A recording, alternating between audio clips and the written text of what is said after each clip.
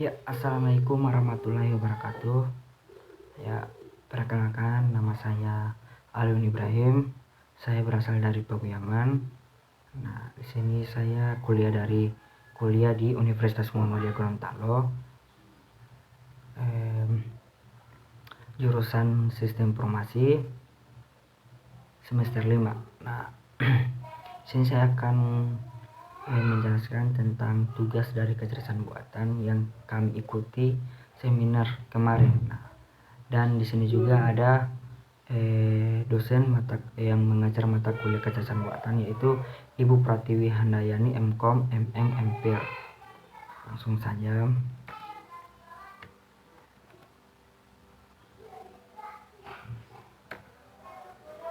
Nah, di sini ini judul dari materinya, itu prediksi jumlah kasus COVID-19 di Indonesia menggunakan kecerdasan buatan. Nah, ini adalah prediksi jumlah kasus COVID-19. Nah, sini ada lab sistem cerdas berkolaborasi dengan Prof. Biwa dari UITM Malaysia. Dan di sini juga ada jumlah kasus COVID-19 total di Malaysia dan Indonesia. Ini prediksi jumlah kasus 19. Nah, di sini ada data COVID-19 di Indonesia. Nah, datanya itu ada kasus COVID-19 di Indonesia yang terupdate itu ada tanggal 12/11/2020. Nah, sini yang terkonfirmasi itu ada sekitar 452.291.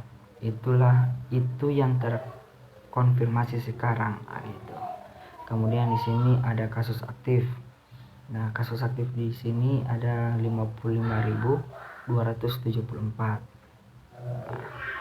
Kemudian di sini ada yang sembuh. Yang sembuh itu ada sekitar 382.084. Nah, kemudian di sini ada juga yang meninggal.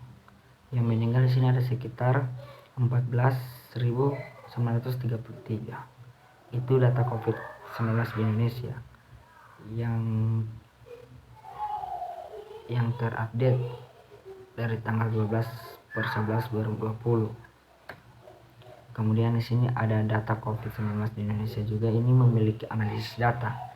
Itu pemetaan zona risiko dari 514 kabupaten per kota.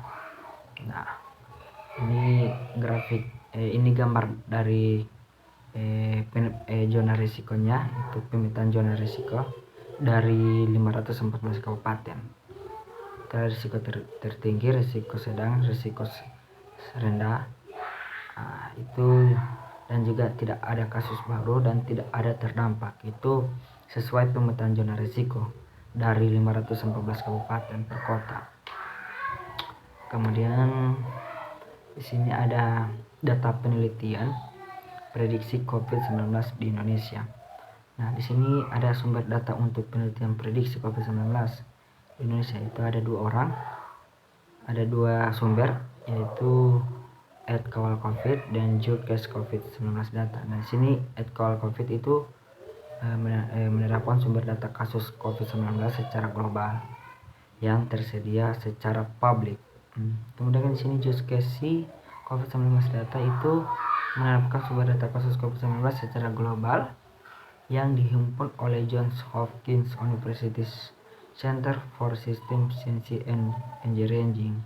Itu menurut Jurkes COVID-19 data. Kemudian di sini ada data penelitian prediksi COVID-19 di Indonesia. Nah,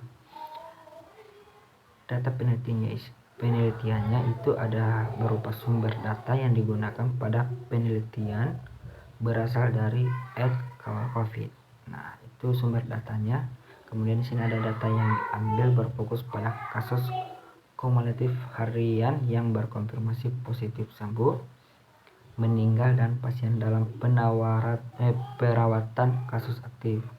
Itu data yang digunakan kedua. Kemudian di sini ada data yang ketiga, itu data yang digunakan adalah data kasus sejak 2 Maret 2020 sampai hingga 7 November 2020. Nah, itu data-data yang diteliti dari prediksi COVID-19 di Indonesia. Itu ada berupa sumber data yang digunakan dari @kawal COVID, data ini ambil berfokus pada kasus, dan ada juga data yang digunakan dari kasus sejak 2 Maret sampai 7 November. Kemudian sini ada metode AI untuk prediksi. Itu ada prediksi AI, metode AI untuk prediksi, dan aplikasi prediksi. Kemudian sini apa itu kecerdasan artifisial AI? Sini ada input artifisial dan output. Input di sini adalah data sensor. Kemudian di sini artifisial itu ada intelligence, dan outputnya itu ada action movement text. Nah, itu dari artifisial kecerdasan. Kemudian di sini ada metode AI untuk prediksi. Nah, metode AI untuk prediksi itu artificial intelligence, computer system simulate human intelligence, process including reasoning, self correction. Nah, dan ada juga di sini ada competitive computing, visualization in complex situation where answer may be ambiguous and uncertain. Nah, itu dari artificial intelligence. Sini juga ada machine learning, itu ada berupa computer system that learning by generalizing data example how. Kemudian di sini ada supervised, unsupervised, and reinforcement learning. Nah, itu metode AI untuk digunakan prediksi. Kemudian sini ada pemodelan prediktif kecerdasan artifisial. Nah, pemodelan prediktif kecerdasan artifisial ini adalah pemodelan prediktif mengekstraksi wawasan dari kumpulan data yang ada dengan bantuan teknik kecerdasan artifisial AI atau pembelajaran mesin, penembangan data, pemodelan statistik, dan menggunakannya untuk memprediksi peristiwa di masa depan. Nah, itu pemodelan prediksi dari pemodelan prediktif dari kecerdasan artifisial. Kemudian di sini hasil prediksi jumlah kasus COVID-19. Nah, di sini ada pembagian data training, validasi, dan testing. Nah, di sini training itu ada dari tanggal 2 Maret sampai 18 September 2020. Itu ada 80% datanya itu 201. Nah, itu yang bagian training. Sedangkan validasian itu 19 September sampai 7 November 2020 itu ada 20%, 50 data. Nah, sedangkan tes itu dari 14 hari ke depan. Nah, itu hasil prediksi jumlah kasus COVID-19. Nah, di sini ada juga klaster penularan COVID-19 di Indonesia. Nah, di sini ada klaster COVID berdasarkan wilayah kejadian. Nah, apakah itu klaster? Nah, klaster COVID-19 yaitu penamaan sekumpulan penyakit menular akibat virus corona yang terhubung oleh satu peristiwa atau lokasi. Nah, itu pengertian dari klaster COVID-19. Nah, itu sekumpulan penyakit yang menular diakibatkan oleh virus corona. Nah, di sini juga ada suatu peristiwa atau lokasi disebut sebagai klaster apabila telah diketahui penyembuhan kasus penularan COVID-19 dalam tingkat yang tinggi. Nah, di situ juga ada suatu peristiwa atau lokasinya yang disebut dengan sebagai klaster. Nah, kemudian sini ada Indonesia beberapa klaster terbesar penularan atau penyebaran COVID antara lain. Nah, di sini ada beberapa penularan yang disebabkan oleh COVID-19. Nah, sini ada klaster goa. Sini klaster goa bersumber dari kegiatan pengajian yang dilakukan oleh suatu jamaah yang mana dihindari oleh peserta dari berbagai wilayah di Indonesia dan warga negara asing. Itu berupa klaster goa. Sedangkan di sini ada klaster Bandung. Sini klaster Bandung berasal dari sekolah calon perwira AD. Nah, sedangkan di sini juga ada klaster Cimahi.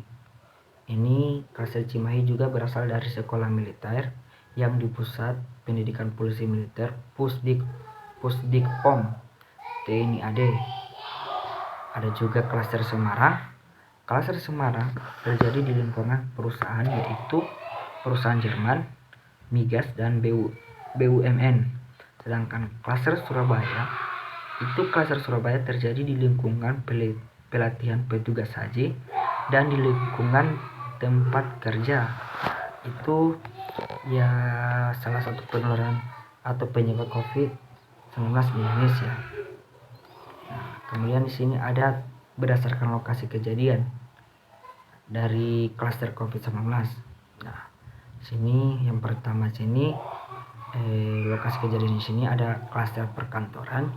Klaster perkantoran itu menurut Prof. Viko, munculnya klaster perkantoran dapat berasal dari pemukiman atau bahkan dalam perjalanan menuju kantor.